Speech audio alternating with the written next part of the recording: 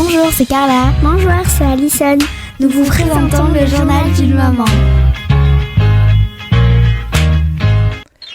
Bonjour, je suis très heureuse de vous retrouver aujourd'hui pour une nouvelle émission du Journal d'une maman. Nous avons notre studio bien décoré par les illustrations de Florence Camban que j'ai l'honneur de recevoir. Bonjour Florence. Bonjour Vanessa. Vous êtes maintenant une habituée des studios de Radio JM puisque nous vous avons reçu il y a quelque temps pour votre premier livre Je serai maman et nous allons en parler ensemble. Florence, vous avez 41 ans, vous êtes la maman d'une petite fille de 8 ans. Donc vous avez commencé votre parcours professionnel dans la formation et la communication et après une dizaine d'années en entreprise, vous avez fait une reconversion professionnelle donc à l'école d'illustration Jean Trubert à Paris. C'était donc en 2016. Vous êtes aujourd'hui autrice et illustratrice jeunesse. Vous faites partie également d'associations de plusieurs auteurs. La Charte des auteurs et illustrateurs jeunesse, la Société des gens de lettres, le Trait, association d'auteurs de la région PACA et le collectif Totomoko, qui est votre ancienne école d'illustration Jean Trubert. Donc, nous allons parler de vos livres, mais plus particulièrement aujourd'hui de votre dernier livre qui s'appelle Une famille pour petits koalas. C'est l'histoire d'une adoption et c'est aux éditions Alice Jeunesse. Nous allons en parler plus tard. Donc, votre travail et votre style illustratif, donc c'est de la nature, c'est de la couleur, de l'onirisme. Vous réalisez vos illustrations pour la presse jeunesse aux éditions Faton, au magazine Histoire Junior, au Lalar, Mini School English, et vous intervenez également dans les écoles pour présenter votre métier d'auteur et illustrateur et mener des projets artistiques. Vous menez également des ateliers artistiques pour les enfants, la famille ou les seniors, et lors des événements culturels, de salons du livre, via diverses associations, et surtout, vous travaillez sur plusieurs projets d'albums jeunesse, avec les créations des textes et des illustrations, comme Une famille pour petits koalas. J'aimerais tout d'abord, Florence, dire la joie que j'ai de vous recevoir, parce que je vous affectionne déjà particulièrement, et que j'ai été fan de votre premier livre que j'ai lu et où nous vous avions reçu pour cette occasion. Votre premier livre, Je serai maman, qui parle d'endométriose, de PMA. Et donc il a été édité par Mediaspol en 2020. Donc c'est un livre pour adultes qui est un témoignage qui a aidé à faire connaître le parcours d'infertilité à beaucoup de couples et qui a aidé énormément beaucoup de personnes sur le combat pour devenir parents. Après cette présentation, Florent, je vais vous laisser la parole. Qu'est-ce qui vous a donné envie, avant de parler de votre dernier livre, déjà de vous mettre à l'écriture et d'avoir écrit ce premier livre, Je serai maman? Alors je pense que c'est quelque chose qui vient de ses profondeurs, on va dire de fond de soi, de son âme. Quand on écrit, je pense qu'il faut avoir quelque chose à raconter et donc quelque chose qui nous tient à cœur. Et c'est vrai que là, pour l'instant, tous les premiers livres qui ont été publiés sont vraiment on va dire un peu des cris du cœur, des sujets sur lesquels je suis assez engagée et qui me parlent. Et les prochains d'ailleurs le seront, j'espère, tout autant. Qu'est-ce que vous avez voulu transmettre en écrivant ce livre, Je serai maman? Bon, déjà votre histoire, votre parcours, mais quel était le message que vous vouliez transmettre aux auditeurs? Alors, Je serai maman, donc c'est un livre témoignage qui raconte un parcours d'infertilité. À la base, c'est une longue lettre écrite à mon futur enfant. Donc, c'est un livre qui est assez poignant, qui est plein d'émotions et qui a aussi beaucoup d'informations complémentaires en notes de bas de page. Et ce livre avait deux objectifs. Le premier, c'est de pouvoir donner de l'espoir, beaucoup d'espoir aux couples qui sont dans une situation d'infertilité, puisqu'aujourd'hui ça représente presque un couple sur 4, un couple sur 5. Donc on connaît tous autour de soi quelqu'un qui a du mal à avoir des enfants. Et puis je voulais justement expliquer ce parcours aux proches ou aux personnes qui ne le connaîtraient pas. Donc il y a vraiment un double objectif et effectivement je pense en tout cas qu'il a été atteint vu le nombre de messages que je reçois régulièrement sur les réseaux sociaux. Alors ce livre aussi était soutenu par l'Association nationale de la lutte contre l'endométriose Endo-France. Tout à fait. Qui ont aussi participé à la promotion de ce livre. Oui. Donc vous avez écrit, alors je sais pas si c'était un album jeunesse, Oui, Petit renard bleu veut décrocher la lune, nous en avions parlé aussi, Oui. toujours chez Alice Jeunesse, c'était une édition en 2020.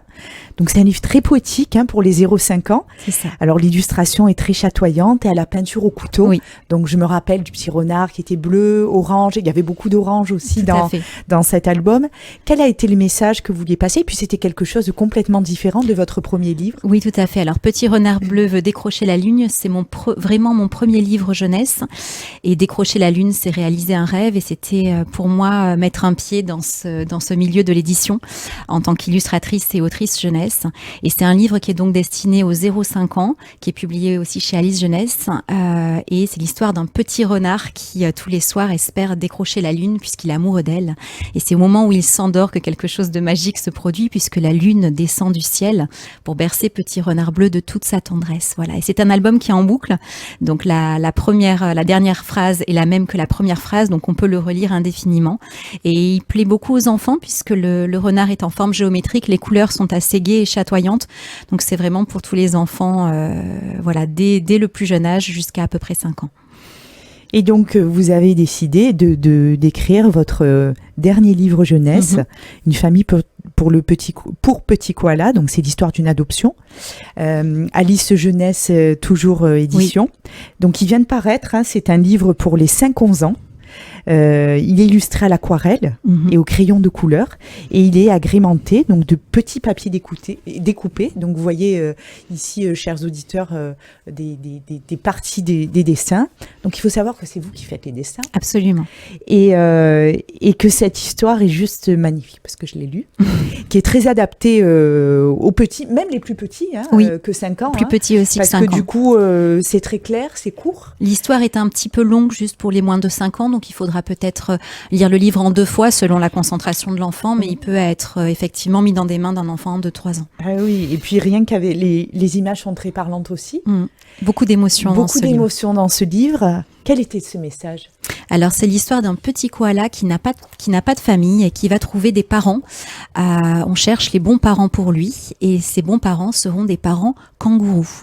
Donc, on apprend la richesse des échanges qui peuvent se passer, les difficultés aussi en famille, le fait de trouver sa place, puisque c'est un petit peu, où est notre place dans ce monde. C'est encore un message d'autant plus vrai pour un petit koala qui va être adopté, parce qu'il peut ne pas toujours être le mignon petit koala et ses parents, peut-être est-ce qu'ils vont toujours l'aimer, même s'il n'est pas toujours ce super mignon petit koala. Donc il y a toutes les émotions, on passe des rires aux larmes, de l'espoir, et on apprend comment on arrive à grandir. Donc en fait, le message qu'il y a à l'intérieur du livre, c'est ce ruban rouge qu'on retrouve sur toutes les pages, qui représente les liens d'attachement et qui représente l'amour. Voilà, puisque la situation n'est pas toujours facile. Parfois, il faudra aller voir Maître Hibou, qui peut aider quand il y a des conflits dans la famille. Mais c'est surtout ce ruban rouge, le ruban rouge des liens d'attachement, de l'amour, qui va être présent et qui va permettre au petit koala de grandir et de se construire.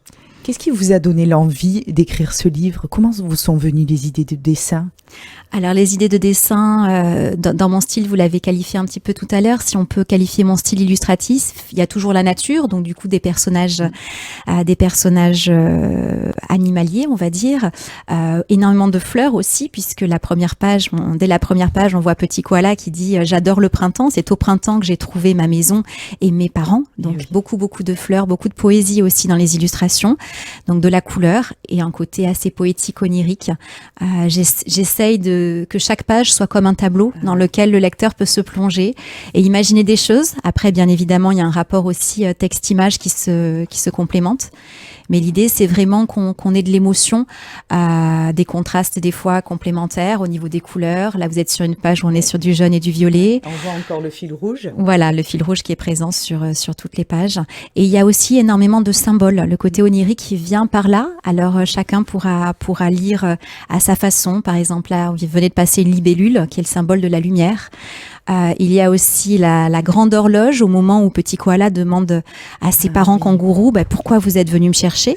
Et les parents kangourous expliquent un peu la PMA, mais on parle pas de PMA. Ouais. Voilà, on parle de potions magiques. On voit énormément de symboles sur cette page de l'horloge avec la bougie qui représente la prière, avec aussi les médicaments et les tubes à essai qui représentent tout ce qui peut être fécondation in vitro, un nid qui peut être vide, et puis aussi des œillets qui est le symbole du deuil pour toutes les fausses couches que les parents ont pu subir aussi avant. Mais vraiment, ce livre est avant tout axé sur les sentiments et l'émotion du petit koala. Et c'est un livre qui parle avant tout, bien sûr, d'une adoption. D'ailleurs, ce livre est préfacé par la Fédération nationale de l'adoption, EFA, que je remercie encore. Il a aussi été relu et validé par une psychologue spécialiste de l'adoption. Mais c'est aussi un livre qui s'adresse pour tous les enfants d'à peu près 5-11 ans, puisqu'avant tout, c'est un livre sur la famille. Qu'est-ce qui fait famille ? Est-ce que c'est justement les liens du sang ou les liens du cœur les plus importants ? Comment on prend une place dans cette famille ? Et c'est aussi un livre qui aborde les différents types de familles. Vous avez d'ailleurs une page vers la fin du livre, c'est que j'ai baptisé l'arbre aux familles. Et on voit autour, donc les choses sont dites avec beaucoup de subtilité. On voit une famille monoparentale, une maman qui élève seule ses enfants. On voit une famille très nombreuse avec la famille souris et les nombreux souriceaux. On voit une famille recomposée avec une vache et un zèbre, et puis une petite créature hybride, et des enfants vaches et des enfants zèbres déjà d'un premier mariage. Et puis on voit aussi un petit agneau qui a 2 papas, où on peut imaginer aussi 2 mamans, puisqu'aujourd'hui, faire famille, ce n'est pas forcément une famille nucléaire, papa, maman et les enfants. Voilà, il y a plein de diversité des familles, donc je trouvais ça aussi important de pouvoir parler de cette diversité familiale dans cet album. Je suis très touchée par votre livre jeunesse et surtout par rapport à ce que vous avez voulu transmettre, qui est tellement important. Et rappeler qu'en fait, une famille, ce n'est pas un papa, une maman et des enfants. Et ça, c'est tellement important que les enfants, déjà, l'intègrent dès leur plus jeune âge.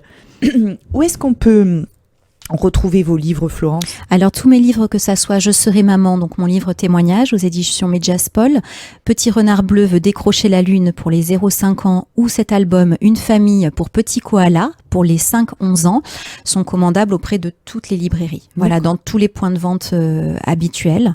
Mais surtout, voilà, vous pouvez les commander dans n'importe quelle librairie. C'est parfait. Bon, j'aime beaucoup cette image, il faut que je la montre. Alors, il y a une petite chute effectivement rigolote à la fin. C'est effectivement comment on peut se nourrir mutuellement, puisqu'un enfant apporte énormément aux parents. Bien sûr, on sait que les parents apportent beaucoup aux enfants, mais les enfants aussi nous permettent, nous aussi, en tant que parents, de grandir et de nous épanouir.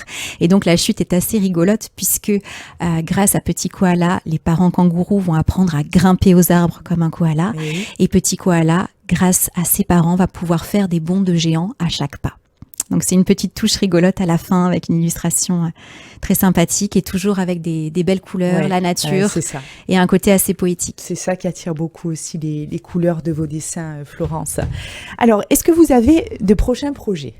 Oui, alors je travaille sur plusieurs projets en ce moment d'albums jeunesse et c'est très compliqué en ce moment pour trouver des éditeurs. Donc voilà, je suis en pourparlers, mais pour l'instant, j'ai pas d'annonce à vous faire encore officielle.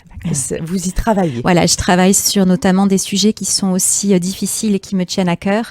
Un album sur Alzheimer qui est présenté de façon très imagée, poétique, avec des illustrations abstraites. Un album aussi sur les problèmes de maladies chroniques d'un parent, parce qu'il y a très peu d'albums là-dessus, comment on peut l'aborder avec un enfant, et puis des albums sur le pouvoir de l'imagination et des albums aussi sur le fait de pouvoir prendre sa place ou de réaliser un rêve. Donc toujours des thématiques qui me sont très chères. Alors je rappelle aux auditeurs, s'ils sont intéressés pour des interventions en milieu scolaire, on peut vous contacter via votre site internet flocamban.com. pour venir jusqu'à vous. Florence, merci beaucoup. Merci beaucoup, Vanessa. Merci encore une fois d'avoir participé à notre émission, de nous avoir fait partager votre merveilleux travail et continuer à avoir plein d'idées et surtout continuer de vouloir transmettre, que ce soit à nos enfants, à nos parents, J'espère que ces livres vont trouver une place dans les foyers et vont pouvoir faire un petit trait d'union entre les enfants et les parents pour aborder ces thématiques importantes. J'espère. Donc voilà, nous vous nous avons présenté Une famille pour petits koalas aux éditions Alice Jeunesse. Florence, merci beaucoup. Merci Vanessa. Chers auditeurs, merci de nous avoir suivis. On se retrouve très vite pour une nouvelle émission. Au revoir. Bonjour, c'est Carla. Bonjour, c'est Alison. Nous vous présentons le journal d'une maman.